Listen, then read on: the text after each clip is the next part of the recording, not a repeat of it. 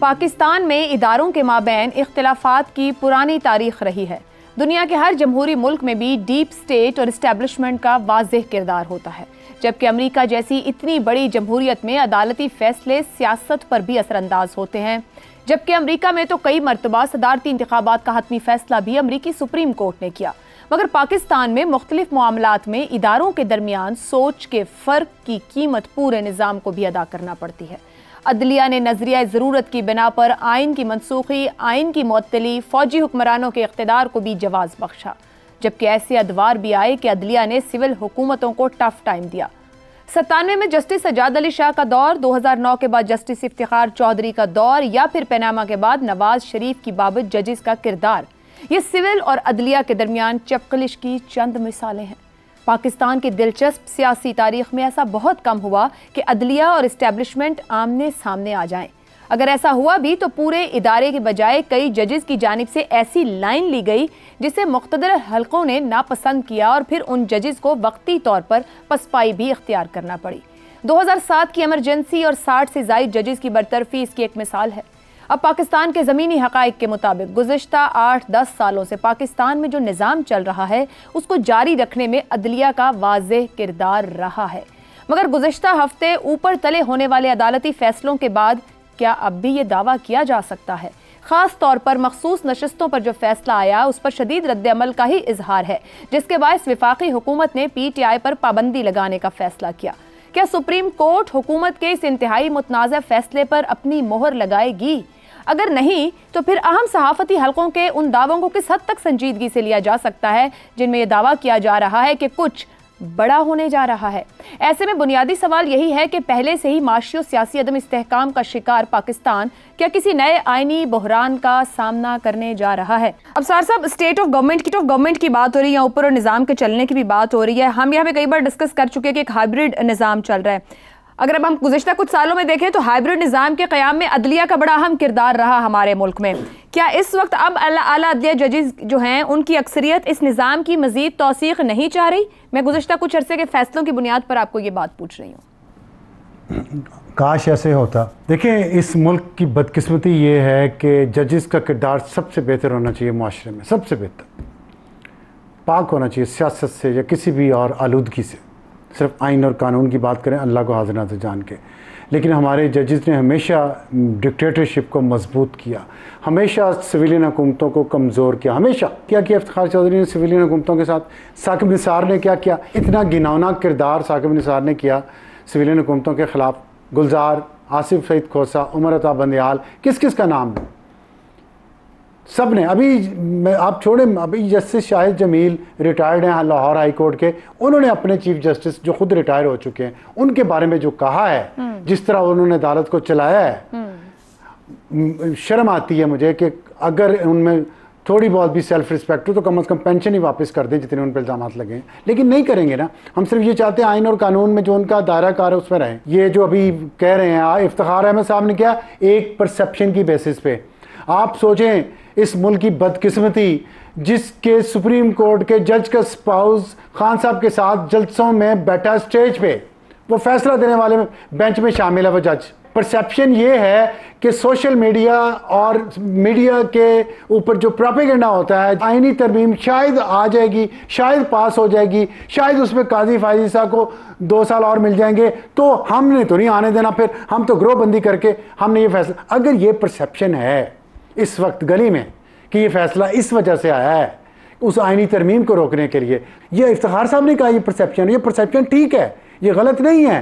हालांकि काजी फायजीसा साहब कह चुके हैं वाज़े तौर पे कि मैंने आईनी तरमीम हुई भी तो मैंने ये एक्सटेंशन नहीं लेनी, फिर भी बुग़्ज़ इतना है उनके बारे में, और उनके बारे में पता नहीं क्यों 3 दिन आइन में लिखे हैं हलफनामे के, वो कह रहे 15 दिन ले लो।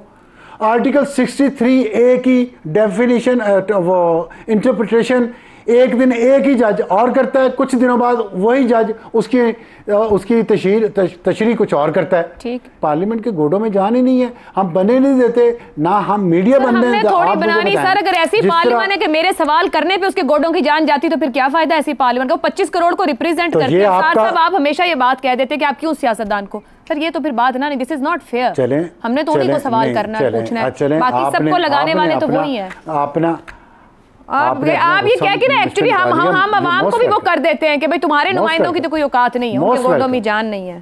सोचिए काम बंदे को क्या फील होता है। निकाला, मुझे खुशी हुई है आपने भी कैथारसिस किया, कम से कम कुछ तो करना चाहिए कैथारसिस। आप सुनती रहती हैं हर वक्त। आपने खुद गुज़िश्ता प्रोग्राम में बात की कि किस तरीके से वज़ीर कानून ने लगाया। मैं आज भी कहता हूँ आज़म नज़ीर तारड़ ने वज़ीर कानून ने इस मुल्क के साथ ज्यादती की है। उन्होंने क्यों जूनियर जजेस को सुप्रीम कोर्ट में लेके आए हैं? ठीक हो गया। मुझे डर है कि फैसला जो ये कह रहे हैं ना कि हम जाएंगे उसमें अपील में, मुझे डर है कि अगला फैसला 8-5 के बजाय इससे भी ज्यादा मुख्तलिफ आएगा। हैं वकील हैं, मुशीर हैं। ज़ैगम साहब आपकी जानिब आऊं, मुहर्रम के बाद का सियासी मंजरनामा क्या देख रहे हैं? अभी तक तो हम ये देख रहे हैं कि अदालती फैसले हमारी सियासत को बदल रहे हैं, क्या कुछ बड़ा होने जा रहा है? इस्लामाबाद खामोश है, तूफान से पहले की खामोशी है। आयशा, बहुत बड़ा कुछ होने जा रहा है पाकिस्तान में, और मेरा ख्याल है हम जिन बैटल ग्राउंड्स पे नज़र रखे हुए हैं ये पुरानी बैटल ग्राउंड्स हैं।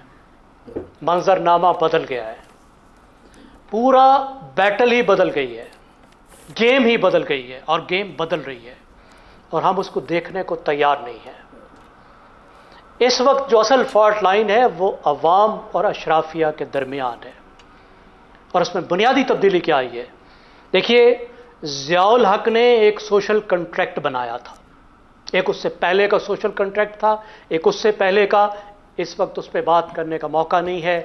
ज़ियाउल हक के दौर से सोशल कॉन्ट्रैक्ट ये बना था कि अशराफिया 20% जो टॉप मिडिल क्लास है उसके साथ मिलकर हुकूमत चलाएगी, इस तरीके से कि उस 20% से टैक्स नहीं लिया जाएगा, उसको सस्ते इंपोर्ट्स मिलेंगी, सस्ती कारें मिलेंगी, सस्ता पेट्रोल मिलेगा, उसकी सड़कें बनी होंगी, उसकी गलियां साफ होंगी, पानी होगी, गैस उसके घर में तकरीबन मुफ्त होगी, उसके बच्चे के लिए यूनिवर्सिटी होगी, स्कूल चलो प्राइवेट सही, सरकारी अच्छी यूनिवर्सिटी होगी, अच्छा शहर में अस्पताल होगा, छोटे डॉक्टर की ज़रूरत वो खुद पूरी कर लेगा। अवाम इस कॉन्ट्रैक्ट से बाहर थे, 70-80% लोग चले, लेकिन क्योंकि ज़्यादा मसला इसी क्लास का था, अवाम को चुप करा लेता था सियासतदान, और मिडिल क्लास के साथ ताल्लुक था रियासती अशराफिया का। ये सोशल कॉन्ट्रैक्ट टूट गया, आहिस्ता आहिस्ता टूटता हुआ नजर आया, और अब क्लियरली ये रस्सी टूट गई है, इसलिए कि अब हम वहां पे आ पहुंचे हैं कि अशराफिया मिडिल क्लास को भी कुछ देने के काबिल नहीं रही, उसको कुछ नहीं दे रही, जीरो, और उससे कह रही कि आधी तनख्वाह मुझे पकड़ा दो, टैक्स भी करना चाह रही है। गरीब तो पहले ही बाहर थे।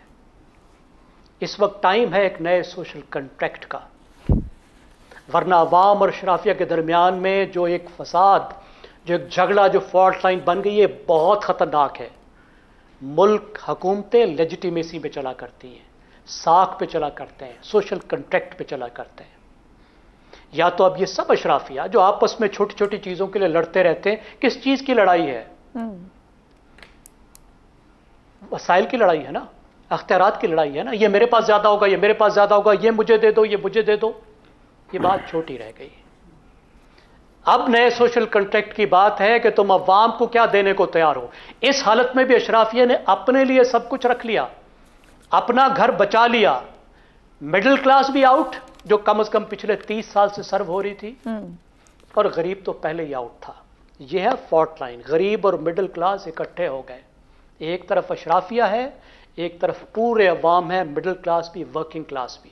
क्या हमारी अशराफिया को एहसास है कि एक नए सोशल कॉन्ट्रैक्ट की जरूरत है? अब पूरे अवाम का सोचना होगा कि क्या हम पूरे अवाम को कुछ दे सकते हैं? क्या अब अपने पांव पर, अपने पेट पर हम कोई बांध सकते हैं कुछ थोड़ा बहुत, कि थोड़ा सा कम खा लें, ये टेबल्स को जरा छोटा कर सकते हैं? मुझे नहीं लगता कि पाकिस्तान के अशराफिया को, चाहे वो रियासती हो, चाहे वो सियासी हो, चाहे वो बिजनेस एलीट हो, ठीक है, उसको आज भी इस बात का एहसास है कि पाकिस्तान कहां खड़ा है। और इसका मतलब है पाकिस्तान में कुछ बहुत खौफनाक भी हो सकता है, बहुत अच्छा भी हो सकता है। ठीक है, खतरात भी इंतहा के हैं इस वक्त, अमकानात भी इंतहा के हैं, क्योंकि इस वक्त एक तारीखी मौका है। ठीक है।